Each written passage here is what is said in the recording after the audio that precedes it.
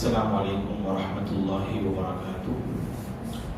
الحمد للہ رب العالمین والعاقبۃ للمتقین والصلاة والسلام علی رسولہ الامین وعلی آلہ وصحبہ اجمعین ومن تبعهم بإحسان إلى يوم الدین، اما بعد فاعوذ باللہ من الشیطان الرجیم وَإِذْ صَرَفْنَا إِلَيْكَ نَفَرًا مِنَ الْجِنِّ۔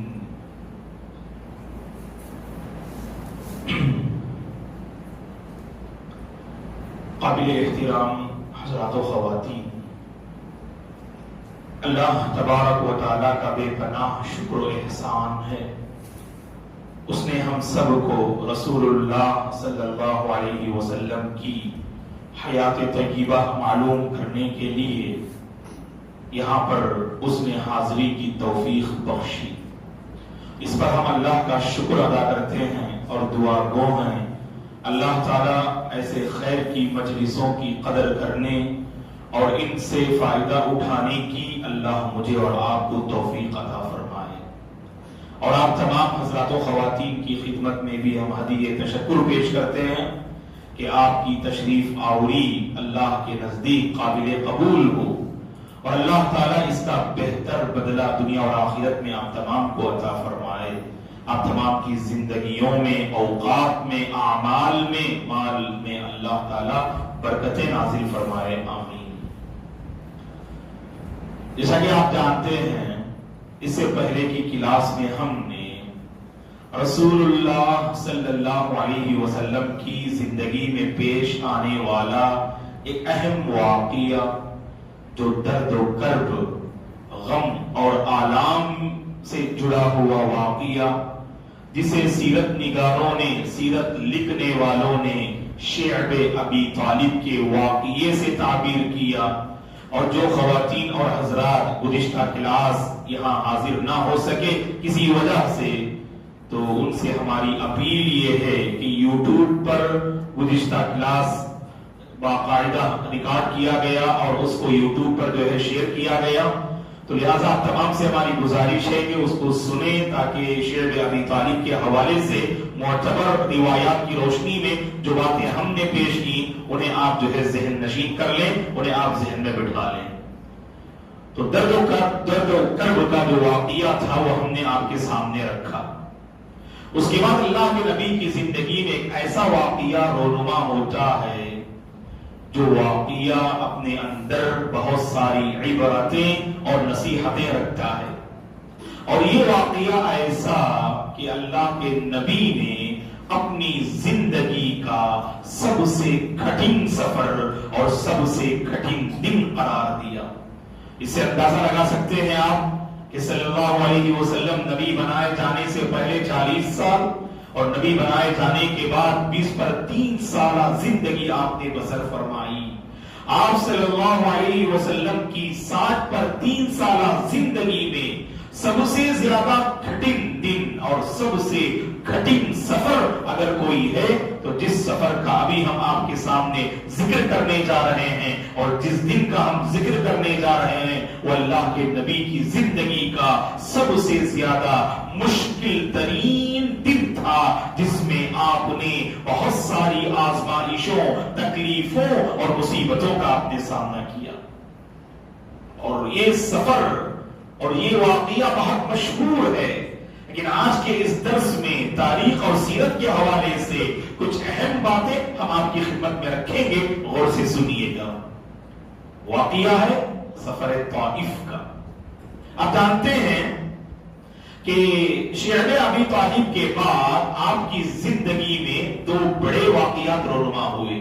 ادھر ابو طالب کی گھاٹی سے باہر آئے کہ نہیں، آپ کے چچا جو قدم قدم پر آپ کا ساتھ دینے والے ابو طالب کی وفات ہو گئی، اور اس کی ایک مختصر سی مدت کے بعد آپ کی چہیتی اور پہلی بیوی ماں خدیجہ بنت خویلد رضی اللہ عنہا کا انتقال ہو گیا۔ اور یہ دونوں اللہ کے نبی سے بہت قریب تھے، جڑے ہوئے تھے، اور دعوت کی راہ میں یہ دونوں مضبوط بازو تھے۔ اگر یہ کہیں تو غلط نہ ہوگا، ابو طالب اور ماں خدیجہ دعوت کے اس سفر میں، دعوت کی اس راہ میں، نبوت کو لوگوں تک پہنچانے میں یہ دونوں بڑے مضبوط بازو تھے، ستون تھے، اور یہ دونوں ستون گر گئے، ان دونوں کی وفات ہو گئی۔ اور آپ کو یہ بھی بات معلوم ہونی چاہیے کہ کئی مرتبہ ہم نے آپ سے کہا تھا ابو طالب کا اللہ کے نبی کو پورا سپورٹ حاصل تھا، اسی لیے دشمنان اسلام اللہ کے نبی کو تکلیف پہنچانے میں تھوڑا سوچتے تھے، کیونکہ ابو طالب معاشرے کے بڑے با اثر و رسوخ انسان، لوگ آپ کی عزت کرتے، آپ کا احترام کرتے۔ عبد المطلب کے بیٹے ابو طالب کی بڑی اہمیت تھی، عزت تھی، اور آپ کا مقام تھا، اس لیے لوگ اللہ کے نبی کو تکلیف تو دیا کرتے تھے، لیکن تکلیف دینے سے پہلے جیسے کہا جاتا ہے 100 بار سوچنا، تو یہ معاملہ ہوا کرتا تھا۔ جیسے ہی ابو طالب کی وفات ہوئی نا، تو دشمنان اسلام، کفار قریش اور مشرکین مکہ کے لیے پوری طرح سے راستہ ہموار ہو گیا اس نبی کو تکلیف پہنچانے میں، اور کوئی کسر انہوں نے نہ چھوڑی۔ جیسے ہی ابو طالب کی وفات ہوئی، اللہ کے نبی کو یکے بعد دیگرے ستانا، پریشان کرنا اور تکلیف دینا شروع کر دیا۔ پہلے سے اللہ کے نبی کا دل غموں سے بھرا ہوا تھا، اور اس نبوت کے 10ویں سال کو عام الحزن کہا جاتا ہے۔ سیرت نگاروں نے اس کو عام الحزن سے تعبیر کیا۔ عام الحزن کا مطلب وہ غم سے بھرا سال تھا۔ ابو طالب کی گھاٹی میں آپ مختلف تکلیفیں برداشت کرتے رہے، اور اس کے بعد ابو طالب کی وفات، ماں خدیجہ کی وفات، اللہ اکبر، ہم بیان نہیں کر سکتے اپنے الفاظ سے اللہ کے نبی کا دل کس قدر غموں سے بھرا ہوا تھا۔ اور دوسری طرف کفار قریش کی یکے بعد دیگر اللہ کے نبی کو تکلیف جو ہے پہنچانا اور آپ کو تکلیفیں دینا، اس لیے اللہ کے نبی نے ارادہ کیا کہ مکہ چھوڑتے ہیں اور طائف کا سفر کرتے ہیں۔ یہاں غور سے سنیے گا کہ مکہ چھوڑ کر طائف جاتے ہیں، کیوں؟ طائف میں ایک قبیلہ تھا جو بہت اہم قبیلہ، بنو ثقیف۔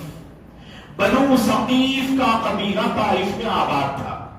یہ بنو ثقیف نامی قبیلہ اللہ کے نبی کو امید تھی یہ لوگ اسلام قبول کر لیں گے، مجھے سپورٹ کریں گے۔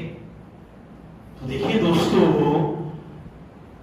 ابو طالب مضبوط ستون تھے نا، جب بھی کوئی پریشانی آتی ابو طالب ایک مضبوط بازو کی حیثیت سے اللہ کے نبی کے ساتھ کھڑے ہوتے تھے، اور اللہ کے نبی طائف گئے اس امید سے یہ بنو ثقیف نامی قبیلہ اللہ کے نبی کا دست و بازو بن جائے، آپ کا جو ہے حامی بن جائے یہ قبیلہ، آپ کا مددگار بن جائے یہ قبیلہ، آپ کی آواز میں آواز ملانے والا بن جائے، اس امید سے آپ جاتے ہیں طائف۔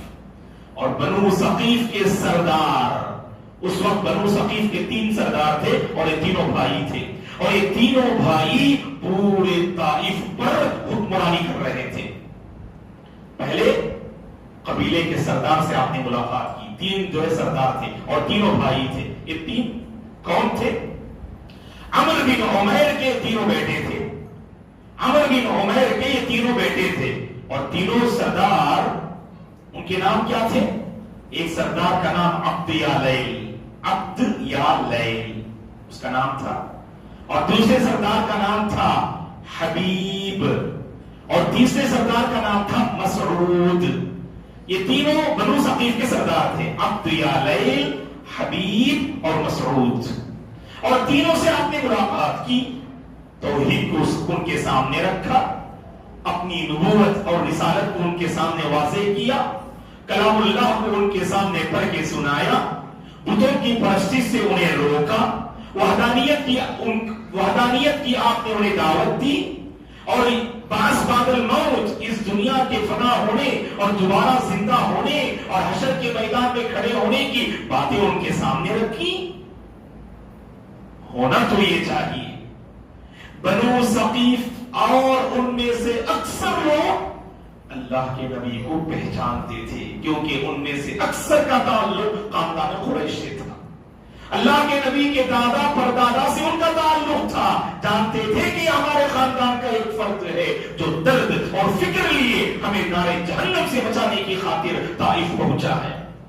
اس درد مند انسان کی انہوں نے ناقدری کی. یاد رکھیں دوستو، خاص کر میں نوجوانوں سے گزارش کرتا ہوں، آپ کے پاس ایک جذبہ ہوگا، اپنے دوست سے ملاقات کریں گے، آپ دین کی باتیں بتائیں گے، آپ انہیں غلط جو ہے راستے سے روکنے کی کوشش کریں گے، وہ آپ کو پریشان کرے گا، وہ آپ کو ستائے گا، بھری مجلس میں آپ کو رسوا کرے گا، آپ کی وہ ناقدری کرے گا، آپ کی وہ بے عزتی کرے گا. اللہ کی خاطر صبر کیجیے گا. یہ میرے اور آپ کے حبیب، میرے اور آپ کے نبی کی سنت ہے، یہ ہمارے حبیب کی سنت ہے. جس درد کے ساتھ آپ طائف میں حاضر ہوئے، سبحان اللہ، مسعود نے انکار کیا، حبیب نے انکار کیا، عبد یلیل نے انکار کیا، تینوں سرداروں نے انکار کر دیا اور کہا کہ ہم آپ کی بات کو ٹھکراتے ہیں. کھلا انہوں نے انکار کیا. یہ نہیں کہا اللہ کے نبی سے اے محمد دیکھتے ہیں، ہم غور کرتے ہیں، بعد میں ہم آپ کو سپورٹ کریں گے. کچھ نہیں، پہلی فرصت میں ان تینوں نے انکار کر دیا. یہاں اللہ کے نبی نے ایک گزارش کی تینوں سے، آپ تینوں نے تو انکار کر دیا نا، خیر کوئی بات نہیں، بس اس انکار کو لوگوں کے سامنے ذکر نہ کرنا. میں لوگوں کے پاس پہنچوں گا، ان کو میں دعوت دوں گا اور ان کو سمجھانے کی میں کوشش کروں گا، لیکن تم تینوں اللہ کی خاطر اس انکار کو لوگوں کے سامنے ظاہر نہ کرنا. کیوں؟ اگر قبیلے کے سردار ہی انکار کر دیں، لوگوں میں کہاں ہمت آئے گی؟ لوگ کہاں سے محمد کی بات مانیں گے؟ اس لیے کہ لوگوں کا طریقہ کیا ہے، سردار جس راہ پہ چل پڑے اس راہ پہ چل پڑتے ہیں، خواہ وہ راہ نجات ہو یا راہ ضلالت ہو، کامیابی کا راستہ ہو یا گمراہی کا راستہ. اسی لیے کہا کہ امام کو، قوم کے لیڈر کو امانت دار، دیندار اور وفا شعار ہونا چاہیے، کیونکہ اگر وہ بھٹک گیا پوری قوم بہک جاتی ہے، اگر وہ سدھر گیا پوری قوم سدھر جاتی ہے. اسی لیے اللہ کے نبی نے اسے ایک اپیل اور گزارش کی، اس انکار کو لوگوں کے سامنے ظاہر نہ کرنا. بڑے تنگ اور سخت دل تھے، بڑے تنگ اور سخت دل تھے، بد مزاج تھے، بری طبیعت رکھنے والے تھے، بری سوچ رکھنے والے تھے. یہ تینوں سردار، تینوں نے کہا کہ نہیں، ہم طائف میں اعلان کر دیں گے. صرف اعلان پہ اکتفا نہیں کیا، اپنے انکار کا اعلان نہ کیا. دوستو اللہ اکبر، ان تین سرداروں نے چند نوجوان بچوں کو اللہ کے نبی کے پیچھے لگا لیا. اور سردار جو بولتے ہیں قوم والے وہ بات مانتے ہیں. نوجوانوں سے ان سرداروں نے کہا محمد کو نہ چھوڑنا، محمد کو پریشان کرتے رہنا یہاں تک کہ وہ طائف چھوڑ کے چلے جائیں. اور طائف کے جو سرکردہ نوجوان تھے، طائف کے جو سرغنہ نوجوان تھے، طائف کے جو بد مزاج اور بد خلق نوجوان تھے، وہ اللہ کے نبی کے پیچھے پڑ گئے. اور جیسے اللہ کے نبی وہاں سے طائف کی گلیوں پر سے گزرے، ایک درد اور فکر کو لے کر آپ پر پتھر برسانے لگے. اللہ کے نبی صلی اللہ علیہ وسلم پر پتھر برسانے لگے. اور اللہ کے نبی کسی نوجوان کے قریب گزرتے، اللہ اکبر، اللہ کے نبی کو دھکا دیتے. دوستو کتنی تکلیف ہے اللہ کے نبی نے برداشت کی. سیرت کو پڑھنے سے ہمیں اندازہ ہوتا ہے دوستو یہ نبی کس قدر مہربان تھے. اس دین کی خاطر آپ نے کتنی قربانیاں دی، سب ہماری خاطر، اس امت کی خاطر آپ نے قربانیاں دی. دھکا دیتے کون؟ سبحان اللہ، اس کائنات کے سب سے بہترین انسان، اس روئے زمین کے سب سے بہترین انسان. اور سیرت نگاروں نے لکھا ہے، صحیح واقعات سے ثابت ہے کہ ان نوجوانوں نے، بدماشوں نے، اوباشوں نے اللہ کے نبی کو دھکا دیا. ایک باغ میں جا کے گر گئے اللہ کے نبی صلی اللہ علیہ وسلم. اور باغ کس کا تھا؟ ربیعہ کے دو بیٹوں کا باغ تھا، ایک عتبہ اور ایک شیبہ، یہ دو بھائی. اور اللہ کے نبی کے رشتہ دار تھے.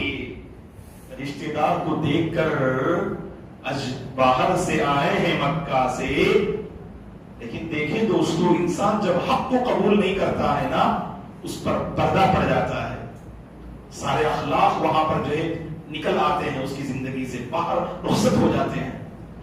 آئے اللہ کے نبی طائف، خیر آپ کے وہ لوگ جنہوں نے آپ کو پہچانا نہیں، ٹھکرایا، کوئی بڑی بات نہیں، لیکن جس باغ میں انہوں نے دھکا دیا اور جا کے وہاں آپ صلی اللہ علیہ وسلم گر پڑے صلی اللہ علیہ وسلم، وہ آپ کے رشتہ دار کا باغ تھا، ربیعہ کا باغ تھا، اور دو بیٹے اس کو سنبھال رہے تھے، عتبہ اور شیبہ۔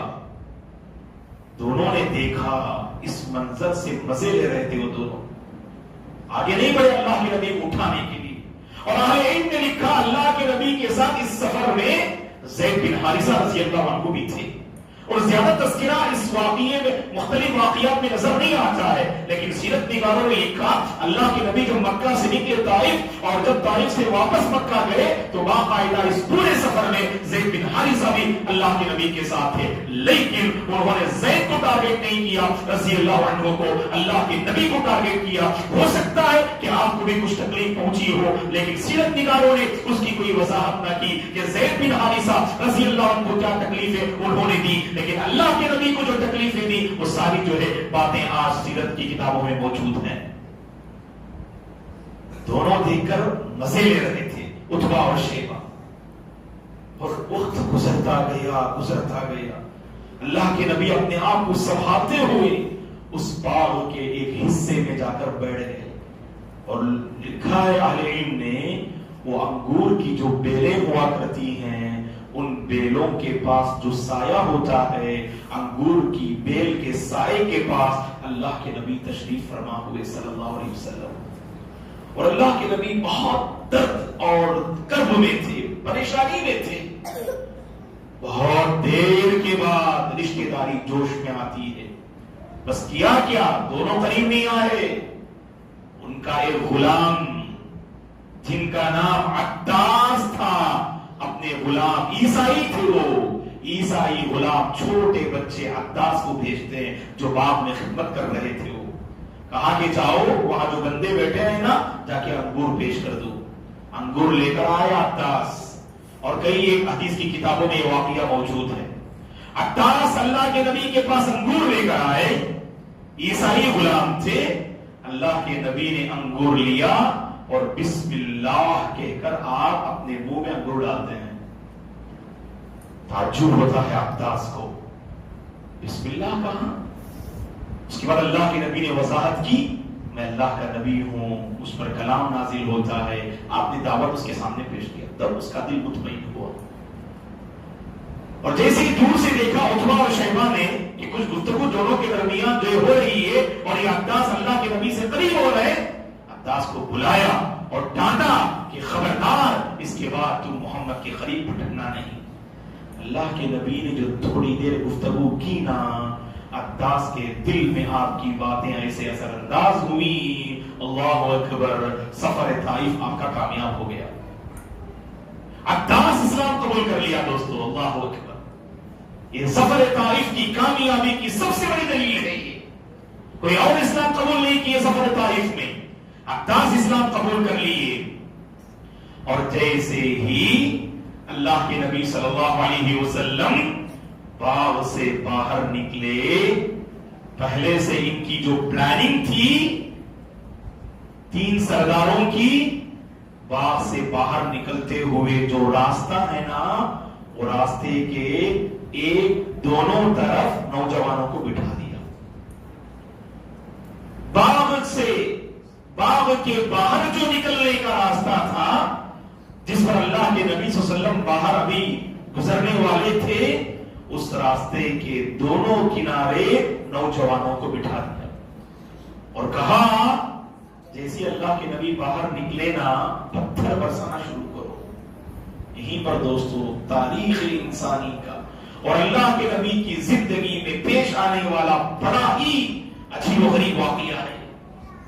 اور سیرت نگاروں نے لکھا ہے کہ اللہ کے نبی صلی اللہ علیہ وسلم جیسے ہی باغ سے باہر نکلے تو طائف کے ان اوباشوں نے آپ پر حملہ کرنا شروع کر دیا، پتھر پر برسایا، پتھر پھینکنا شروع کیا، اور ٹارگٹ آپ کے قدم مبارک کو کیا۔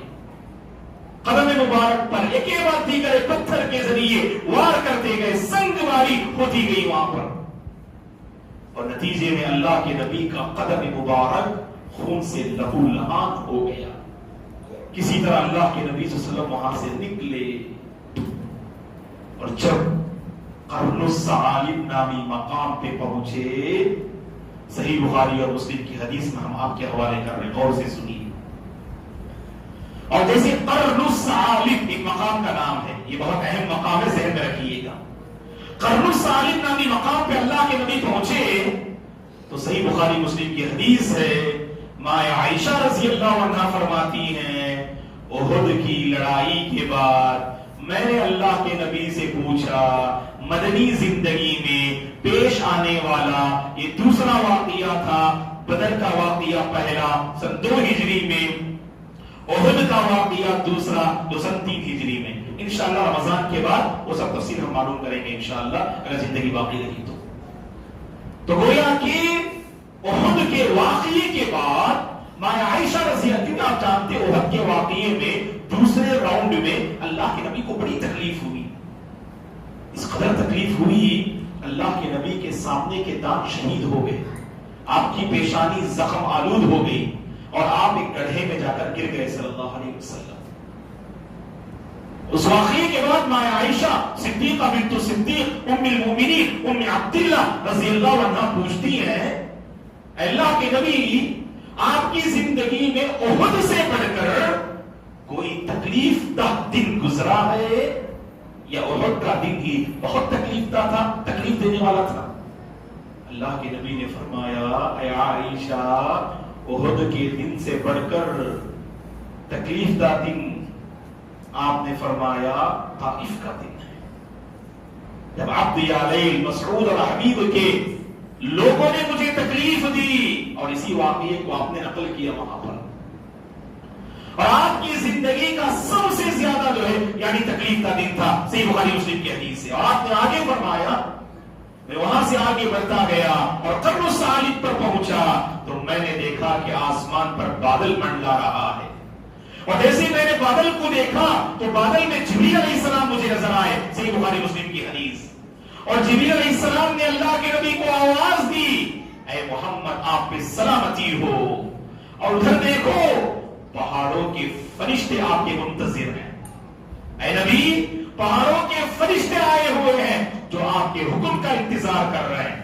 اور جیسے ہی حضرت جبریل علیہ السلام نے بات کہی، اللہ کے نبی نے اس پار دیکھا تو پہاڑوں کا فرشتہ وہاں موجود تھا، انہوں نے اللہ کے نبی سے کہا، اے محمد السلام علیکہ یا محمد، اے محمد آپ پر سلامتی ہو، اللہ کی طرف سے میں بھیجا گیا ہوں، اللہ کا یہ حکم ہے کہ بس آپ مجھے حکم دیجئے گا، طائف کی یہ بستی جو 2 پہاڑوں کے درمیان میں ہے، آپ اگر اجازت دیں تو میں اس بستی کو جو 2 پہاڑوں کے درمیان میں ہے کچل کے رکھ دیتا ہوں۔ اطبق علیہم الاخشبین کے الفاظ آتے ہیں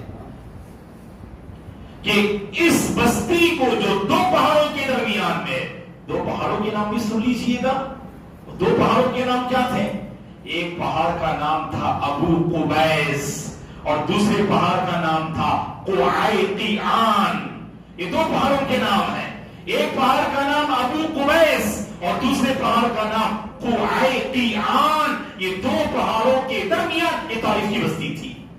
اور قرن الثعالب کے اس مقام پر پہاڑوں کے فرشتے نے کہا، آپ حکم دیجئے ہم کچل کے رکھ دیتے ہیں اس کو۔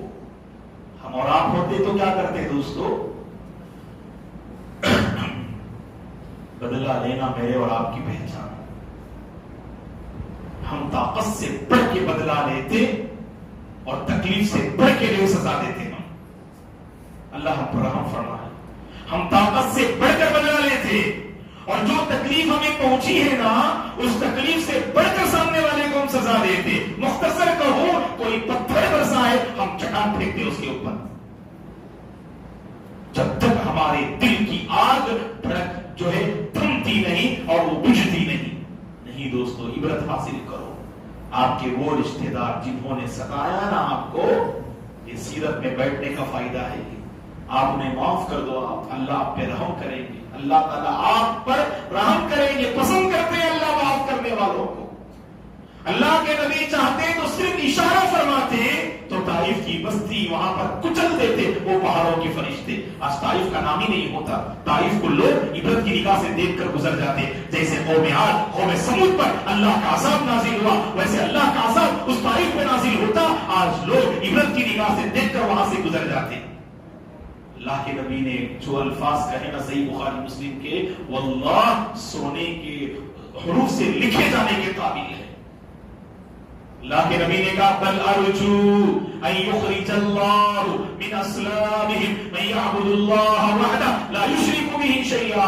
اللہ کے نبی نے کہا اللہ کی ذات سے میں امید رکھتا ہوں اللہ ان طائف والوں کی نسل میں ان طائف والوں کی نسل میں اولاد میں ایسے لوگوں کو اللہ لے آئے گا جو صرف ایک اللہ کی عبادت کرے گی اور اس کے ساتھ کسی کو شریک نہیں لے جائے گی. آج طائف کی پوری بستی مسلمانوں سے کچا کچ بری ہوئی ہے. اللہ اکبر. یہ اللہ کے نبی کی امید اور آپ کی دعاؤں کا نتیجہ ہے دوستو. اور قرن الصالح سے یہ دعائیں دیتے ہوئے اللہ کے نبی آگے بڑھ گئے. تو یہ پیغام لیتے جائیے معاف کرنے کا ہنر اپنے اندر پیدا کیجیے. وما زاد اللہ عبدا بعفو الا عزا.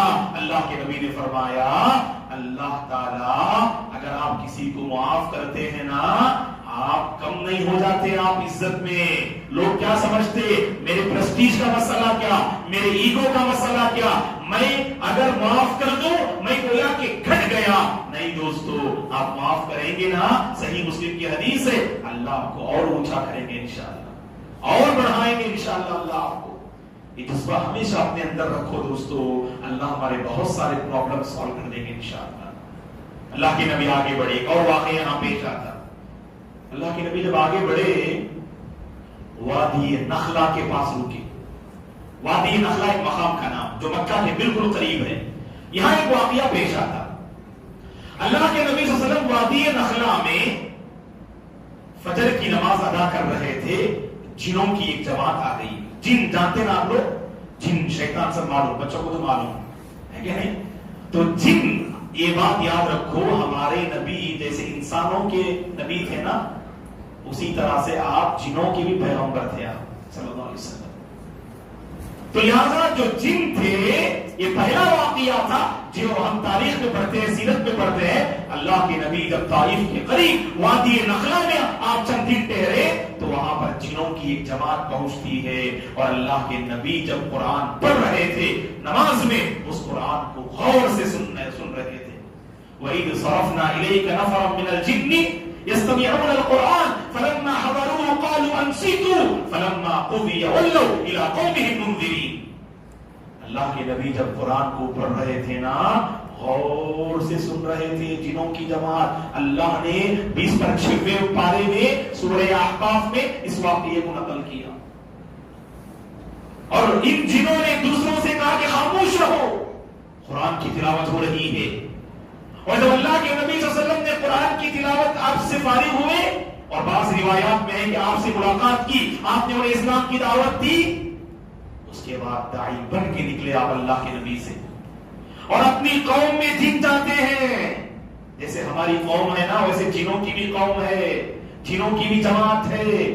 جیسے ہم میں سے کافر مشرک مومن فرما بردار نافرمان ہے نا ویسے جنوں میں بھی مشرک ہیں مومن ہیں فرما بردار ہیں نافرمان ہیں. یہ سب کچھ جنوں میں بھی موجود ہے. جیسے اللہ نے جنت و جہنم انسانوں کے لیے تیار کر کے رکھا ہے اسی طرح اللہ نے جنت و جہنم جنوں کے لیے بھی تیار کر کے رکھا ہے.